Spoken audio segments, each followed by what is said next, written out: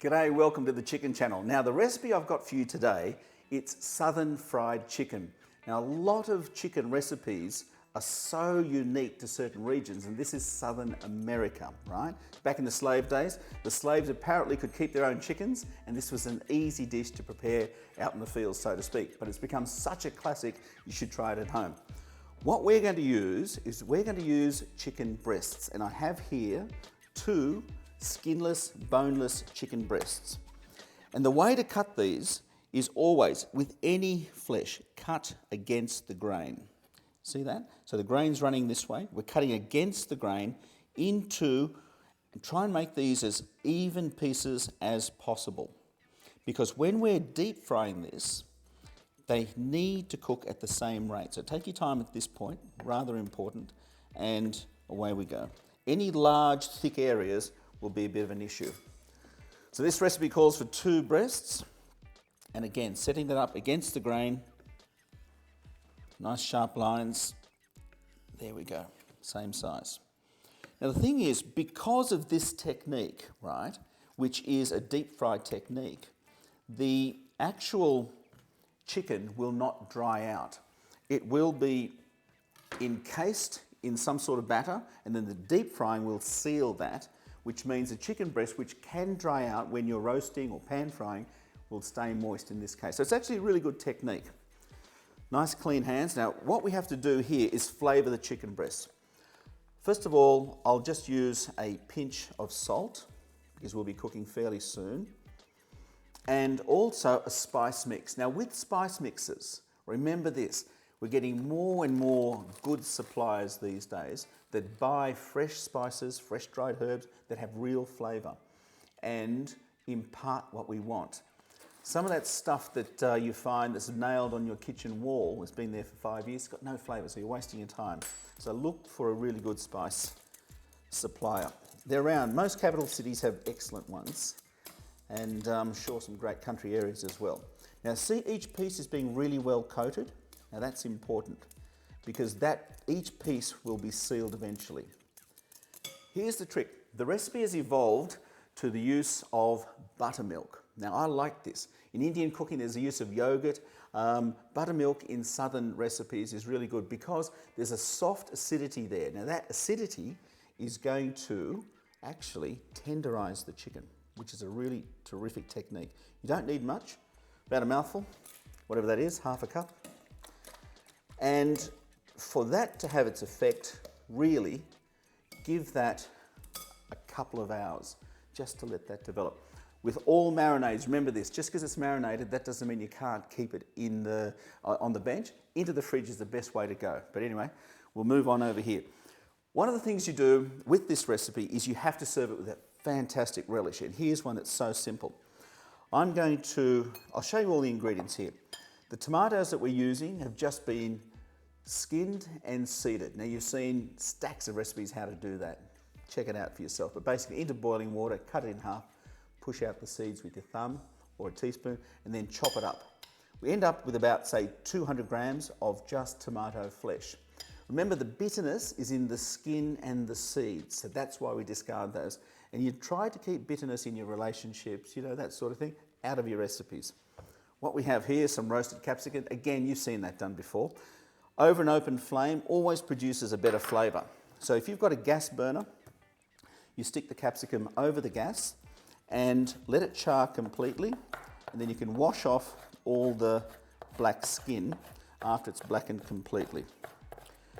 Just doing this into a rough dice.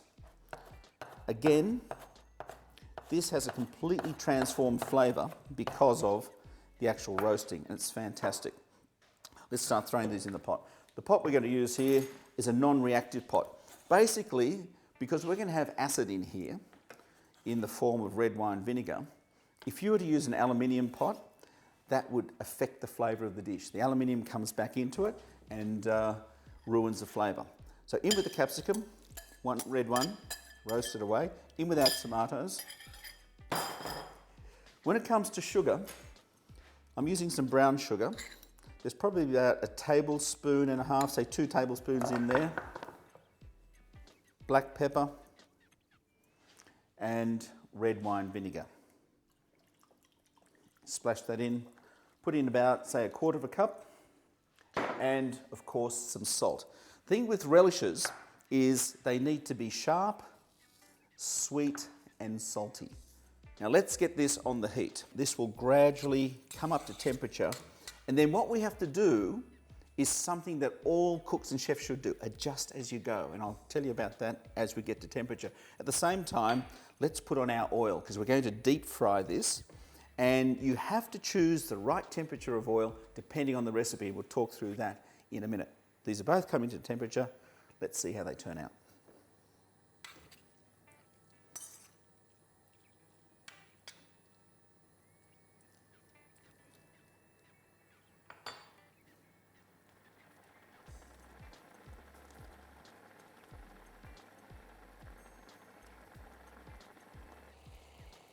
Now this has taken about, say, 10, 12 minutes, but importantly, look, see how the liquid is just about disappearing? This is what you need to do.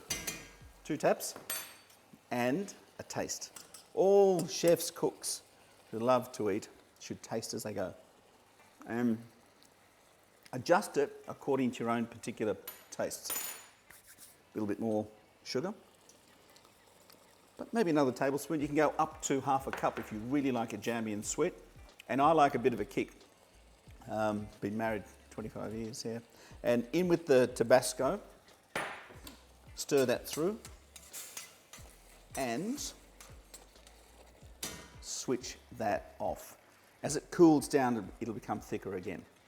Now let's coat our chicken. This is the same chicken we did earlier, except it's been in the fridge for up to a day. Plenty of time for those flavours to penetrate into the breast itself, plenty of time for the buttermilk to do its thing. And what we're going to do is coat this. Nothing beats the hands. So take the chicken and drop it into some self-raising flour here. There's about 1.5 cups, to which I'm going to add a teaspoon of cracked white pepper. Just for fleck, about 2 tablespoons of chopped parsley and a little bit of extra seasoning. In this case, a bit of salt. See, the last thing, say about a teaspoon, the last thing you want to do is make the batter without any character at all. So that's why we've added a few more flavours. In with our chicken, right? And I'll just do one piece here. And what we've got here is a really rough old looking coating, right? You can see that. A lot of times when you're doing fish, whatever, you will put the coating in, shake off the excess, try and make it as smooth as possible for presentation. Not in this case. Back in it goes. Those little lumpy bits hanging on, they're perfect. They're those little crunchy bits that you go for. I'll do another one for you so you can see closely. Right, in we go, over the top, press it, hassle it, give it a hard time. Think of someone you don't like. Take me about 5 minutes, I'll get the look done. Everything's set up, and now the most important last step. Now the reason it's the last step is you want your chicken nice and crunchy. So we're talking oil. First of all, I've chosen a fairly wide pan. Simple as that because it won't shoot up. So it's wider, less rise in there, which is pretty good. Only filled it to about 1/3. And the important thing here is the temperature of the oil. Apart from using a non-flavoured oil, a vegetable oil, canola oil, grapeseed, anything like that, we're going to make sure the temperature is fine. Now you can see here with my fancy gun, that's about 154. That's about what we want in this particular recipe. Remember what I said earlier? You want the chicken to cook through into the centre by the time the outside has gone nice and brown. So the way I'm putting this in is away from myself, right?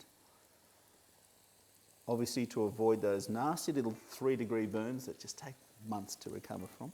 Just away from yourself. You can use tongs if you wish. In fact, if you haven't done this very often, I recommend tongs. Don't overcrowd the pan. I've got a few pieces in there. I'll do this half at a time, and in they go. Now you do need to regulate the temperature of the oil. Now, these are rather expensive and you don't, well, most people don't have them. I'm checking now. That's dropped down to about 136, 135, whatever. Now on that heat, the temperature will gradually come up again. I'm regulating that to keep this in the vicinity of 150. Give or take 10 degrees, no problems. And also move it around so nothing's sticking together. Good. You can get oil thermometers, they're really quite inexpensive. Just keep it in there on the side, check from time to time, and away you go. But the important thing is that we cook the chicken all the way through. This should take about 4-5 minutes.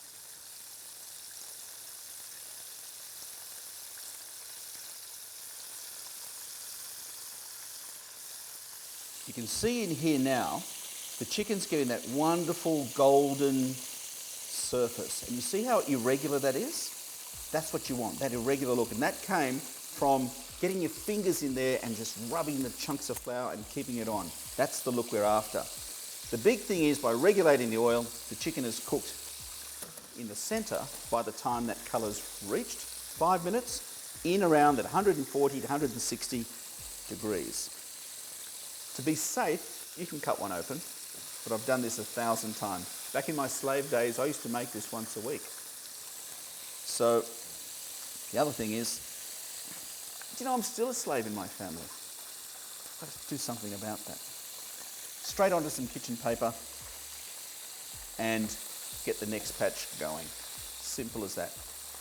Drain it well, get the next batch going, and in 5 minutes' time, you'll be serving the whole lot. Remember, get the oil back to temperature before the next lot goes back in. When it comes to serving the relish, just spoon that out. You can adjust it with some olive oil if you like it glisten. Doesn't need it. It's up to your own personal taste. But that is a Southern American classic. I really recommend you try it.